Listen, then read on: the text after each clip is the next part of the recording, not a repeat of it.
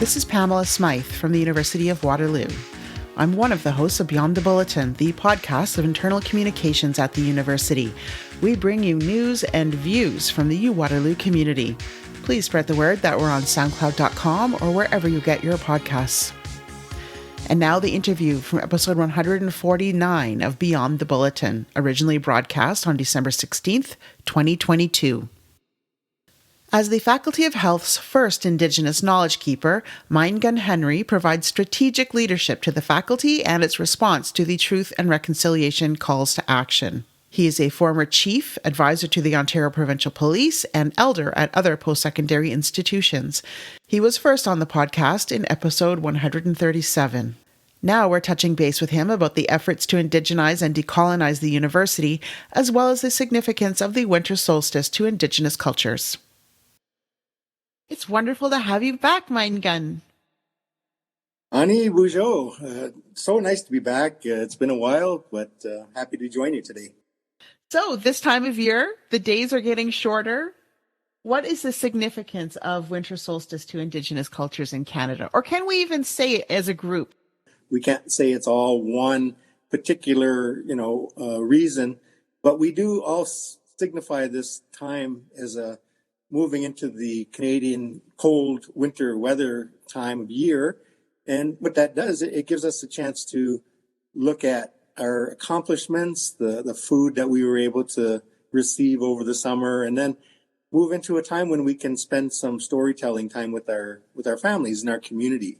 So to me, that's what it is for my community and the nation that I come from. Out west, you might find a different understanding of it, but that's how diverse Indigenous communities are with these types of special times of the year. So it represents a time of reflection and storytelling. Can you elaborate on that a bit? In this particular one, yes, it really talks about, at least in our elders' teachings, our connection with the earth and everything that she's provided for us. And then what I come to know is there's a time when even our mother needs rest. And so we see the earth is blanketed with snow. And during that time, our mother rests and she gets prepared for spring. And during that time, we talk with our elders and our youth, and we learn about our own family histories. We learn about our nation history. But when I traveled around the world to Mexico and other places that I've been to, very, very similar situations happen during this time. So I think it signifies a time when you do certain things. And those certain things might be a little different depending on what culture you come from. But they do point out these particular times and that we need to honor these times that Creator has given us. Is there normally an event? Well, some are personal events, some are community events. Sometimes we have feasts, to honor this time of year. After residential schools and times like that, when we weren't able to practice these ceremonies, we now are recovering a lot of these ceremonies, and now some of these events are coming back, such as community feasts and times of reflection, and even the most important part is the time with your family to talk about these things. So we're starting to see that happening more and more now. It seems like a time of reflection and family history might not always be a celebration. It might be a very solemn time. Would you describe it as that? Well, yes, absolutely, because the part of our history that's not very, very nice, during residential school days is when we were told we couldn't do these ceremonies. So when we put it into that perspective, when we talk to our future generations, we have to bring in and not hide that fact that, schools like that happen in this country. The government finally has officially called it a genocide, and that's really what it was. But when we talk to our children about genocide and these types of events that took place, we have to bring it to them, but we can't leave them there because that's where anger and harm builds up. So we have to maneuver through those hard times to say that we're still part of a beautiful world that Creator has given us. And then we can actually take those periods in our history now as more learning time frames and not so much something we need to hang on to, because there's better parts to hang on to than those types of times. Does this time have a name? Well, in my language, we call it Bobon, which is it's 1 year, right? So this time of year, we celebrate this year. So every nation will have a different name for it. Well, let's reflect on the year or your time since you joined the university. Actually, I started in February of this year, so we've been here 10 months now. Right, 10 months. Well, let's look at some of the major events that you were a part of. For instance, in September, the university held a formal commitment ceremony to commit to reconciliation, indigenization, and decolonization in a formal, public way. And you were central to that event. What does that commitment represent? To me, that was probably we've done a lot of things, but that was the highlight because that's coming from the governance of this university wanting to make some changes that's going to reflect the values of this university, including Indigenous ways of knowing. So to me, a commitment ceremony is the framework that allows these things to happen. That was a significant day. I did send a message out to our national chief, and she was so excited that this took place and be kind of a model that other universities might be able to look at. We're innovative again. We have to be. It's a time to do that with truth and reconciliation on the minds of people. The children that they found recently had shaken, the foundation of Canada because now they come to realization of what took place in our history. And so the better part of that is that now let's do something about it instead of just talk about it. And that's what this commitment ceremony did.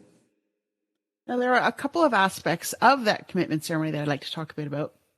There was a gift exchange. Could you talk to me a bit about what you gave to the president, to Vivek Goel? Gift giving is a really important part of our culture. And when you have significant ceremonies, it's always an exchange. And that exchange is really a reflection of what took place. So we end up offering our president a medallion. And the medallion has an eagle on it, which signifies a visionary, somebody who flies higher than the rest and can bring that knowledge back so that we can have this opportunity to grow. That was really important because he really accepted this gift from that point of view and has honored it. So in exchange, he gave me a nice painting along with all the other elders who were there from a member who actually works here at the university. And it's a very beautiful gift exchange that day. And there also was a round dance where people joined hands in a really large circle. The round dance is a very significant dance with the Indigenous people. In one of our creation stories, it talked about the earth being reborn again after we destroyed it, basically. But when Creator brought that earth back together, he brought the people together to join hands. And on what we call Turtle Island, which is the land of North America, it had to be regrown again with better understanding of our relationship to the earth. And so the people that were brought back to the earth had to join hands, and the circle got bigger and bigger and bigger, and the earth grew, and it became a place where we can start a new vision. So if I relate that to what we did at our ceremony, we joined hands in probably one of the biggest round dances I've seen, anywhere. We covered the whole grounds with people joining hands. The drums sang the song, and we danced. We tried to dance around the whole circle, but it was too big. But anyway, it actually turned out really beautiful. And when you have people united by their hands, wanting to make things better the way that we did that day, my heart was just full. It was beautiful. They were smiling, huge smiles, and they were opening up the circle to allow other people to join, and or wanted other people to join with them. And it was actually a really great spirit there. And they also had the tobacco in their hand while we were dancing. So at the end of it, we stopped the circle, but they all went directly to the sacred fire that we had. We had a sunrise ceremony that morning, and the fire was going all day. And so with the tobacco tie in their hand, after they left the round dance, they all went over to the fire and put their thoughts and prayers into that fire. So that was everybody's way of participating. We might have done the ceremonial part of it where everybody was watching, but they were part of it too by offering prayers and their tobacco. Yes, the tobacco ties were provided to them at the event. And at the event, the president acknowledged that Indigenous peoples are the original inhabitants of the land and continue to suffer devastating cultural loss and cultural disconnect within Canada due to the systems that were built by colonialism. The president also said that as an institution of learning, the university has a unique role to play in working towards truth and reconciliation, and we have to ensure that Indigenous knowledge and ways of knowing are represented in our scholarship, in our research, and in our teachings. Those words, I don't know if he wrote this earlier or thought about it a lot, but when we have ceremonies and the words come from the heart, it becomes even more important because he didn't have a script. The words that he chose were something he really thought about as we were doing this. And I know at meetings you have your papers and key points in front of you, but he didn't have that there. So I felt that everything he was saying, he put a lot of thought into it. Maybe he discussed it with other people, but he brought it out at the ceremony. And by those words, those are what we're looking for. Indigenous people want to be part of the process. They want to be part of the decision making. They want to be part of making our next generation more knowledgeable, about things that will make this earth a lot healthier. You know what was really even stronger with me was because we're an institution that talks about high technology and engineering and things like that, which is really great. But by saying those words, it's telling these departments to include forms of reconciling with our mother, the earth. Teach things that keep us healthy so that we don't pass this on to future generations to deal with the dangers that we bring.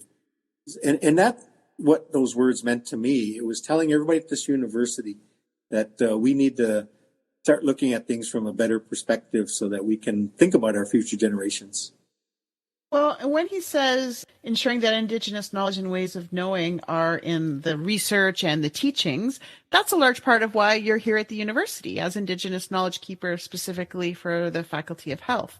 Just, I think we have the greatest personalities that can make this work right now. People are here wanting to make the differences. And then Faculty of Health is just, and I do have to say this, I really appreciate that I was hired in the Faculty of Health, but I'm doing more general university work too.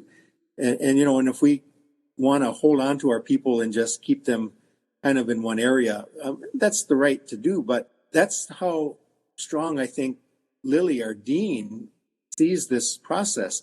Yes, Dean Lily Liu. The medallion that you gave to the president at the commitment ceremony, I saw him wearing, and the chancellor was wearing his at convocation. And fall convocation was the last time we saw each other. You had a central role there too. You were at every single ceremony. Well, I was able to do the opening address, which was welcoming students, but I had to do a little teaching in there too. I talked about exclusion of a certain group of people in Canada, the Indigenous people, through these educational processes. And so I did mention residential school, but only for the purpose of knowing that we have to know our history before we can know how to go forward. And so I tried to condense that into a very short time, but it seemed to have some impact because I also was able to do the closing part of it, which kind of reiterated what you learned at this university, how it's going to affect the ability to keep our Mother Earth healthy. So by doing so at a convocation where every graduate of this university was able to hear these words, I think they left with something they've never had done before at this university, at these ceremonies, with a thought and a vision now of why I'm educated this way and how I'm going to be able to help my fellow beings and future generations. So I think that's the significance of that time and words that were shared, along with the drum that was there to set the heartbeat of all the participants in the room. And when our heartbeat is set, then we're open to learning. Our bodies and our minds are welcoming at that point. So that's really the significance of our part of convocation. Yes, the drum group. They were fantastic. Cedar Hill, they made the first one we did 20 ceremonies in 7 days. So we were doing almost like 3 a day. And they came to every one of them, and we did every single one of them.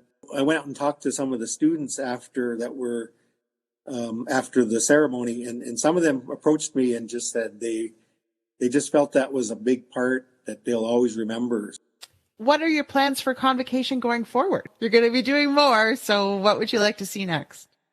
Well, I'm glad you asked that question, because out of the role that we have taken now, it's going to actually grow a little bit. We're actually putting together an eagle staff, which is a very, very important sacred item that, how we bring in the mace right now, which represents the university and all the things that's associated with that.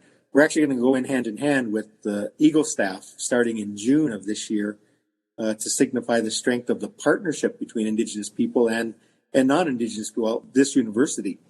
So that's significant. For those who don't know, what does an eagle staff look like, and where would it come from? Well, there's a lot of teachings behind the eagle staff, but it signifies your warriors. The eagle feathers that are attached to I guess it would be like a pole that's decorated, and we have eagle feathers coming out the side of it. The eagle feathers always represent warriors, people who stood up for other people, that was able to sometimes even give their life up for the better of the people that they represent. And so this staff is going to be similar to that role. It's going to be representing the strength of this unity that we've built. And those eagle feathers will stand prominent as leaders of building this connection together. So we have eagle staffs at many of the Native communities, and they bring them out at their powwows. And when you go to a powwow, the first thing that comes out is the eagle staffs. It's the ones who come before all else. I think every student, especially every Indigenous student that graduates that sees this, it's going to be remarkable in their reflection to the university that they studied in. They'll remember that forever, and maybe their children will want to come too after that. It's due. These types of words and ceremonies, they were omitted from Canada all these years, but now we're at a stage of life where I think people want to know these things, and this university's gone to great depths to make this work. What else would you like to see beyond convocation? We do have wampum belts that were also given to the president, put up on a very easily seen wall at the Senate building now. And so we actually launched that at our last Senate meeting, and it stands prominent where the eagle staff will stand eventually when we get that ready. But now when people come in and see that governance needs to be a part of this too, and if we have an Indigenous person within the governance of the system, then you'll have that point of view coming in, which I think is something we need to work on. But, I think we're open to it now. Yeah, there were monumental gifts that reflects the relationship in general with Indigenous people, the two-row wampum and the dish with one spoon belt, two very important belts that signify the relationships with settlers. So it's not prominently just for University of Waterloo, but it's for, in general, the relationship between Indigenous people and the settlers who came here. One is the two-row wampum, which was created in 1613 after the settlers started kind of taking over land. We needed to have an understanding about our relationship on North America or Turtle Island.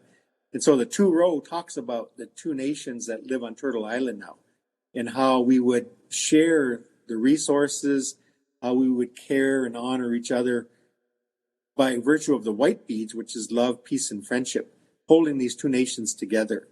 So it's a very significant and genuine understanding of our relationship with the settlers. And then the other wampum belt was the dish with one spoon, which was really honored between the Anishinaabe and the Haudenosaunee people. But we can take it in general now that the purpose of that was a dish of food. And we say that food is something that every human needs to have. And even if we're at war with each other, we will never deny you what your natural needs are, which is like food and water.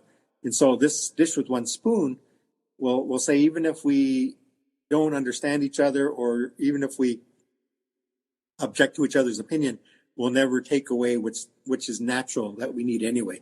So the dish with one spoon was offered for us to remember that we need to look after each other's humanly needs anyway, even if we differ in opinion or conflict in any way. It's a white belt with a purple setting in the middle that looks like a fire if you look at it. But in the middle of it, there's a plate. It's just like a little, almost like a cross kind of picture, and that signifies the food. They call it a plate of beaver meat that was shared by everybody. So it's a beautiful belt for sure. What other points would you like to make? I wanted to make sure that people knew that, we honor other parts too, like Red Dress Day. We did a ceremony to honor the murdered and missing women in this country. But we also, when we had Remembrance Day, we brought students together, we brought the flags together, we had a drum song to honor the veterans. And we brought a veteran, an Indigenous veteran from Afghanistan, who held the Eagle staff up, and everybody got a chance to shake his hand after the ceremony. And, it was a great event. And we're starting to do more and more of these events now. We had Orange Shirt Day. We walked around the whole university, along with the president. And, we made sure people knew why we recognized the residential school victims on that day. So we've been doing a lot of events and making sure people know that there's Indigenous people here now. And I think that's really important for people. Even international students are coming in now, sharing their stories of colonization in their countries and saying, now I see what happened here in North America, and maybe my experience can help your experience, and vice versa. So we're starting to communicate with people from around the world, that are here. One really great thing is going to be on January 27th, that the basketball games between Algoma and our basketball team, we will be raising an eagle feather, and we're going to ask any Indigenous athletes and anybody else who was there to want to come and join us as they hold the eagle feather. I'm going to sing an honor song on a hand drum, and they're going to raise that eagle feather up. And then O Canada will be played right after that. And then we'll feel like we're included side by side with this country. And we all have our own way of doing things, but we all want to be recognized on a nation-to-nation basis. And that's really what this signifies. So I'm going to consider this day another major event, that tells people that this university is really trying hard, to celebrate Indigenous people. There are some questions that come out about why we're doing this, and I really welcome these conversations because, if you're questioning why this university is doing this, then that means we need to sit down and talk and share our thoughts. Let's have a conversation, and maybe, we'll walk away from that with a little bit more education and understanding. Well, I'm glad you're here to lead these conversations. Thank you so much, Myeengun, and thank you for coming back. It's always great to see you and talk to you. Oh, it's always nice to be here. Thanks so much for allowing me to spend some time with you. Thank you for listening to this interview from the Beyond the Bulletin podcast from the University of Waterloo. You will find our archive of full episodes on the University of Waterloo website. Select interviews are on the university's YouTube channel. Just look for our playlist there. Please join Brandon Sweet and me for new episodes, and don't forget to tell your Waterloo connections about us.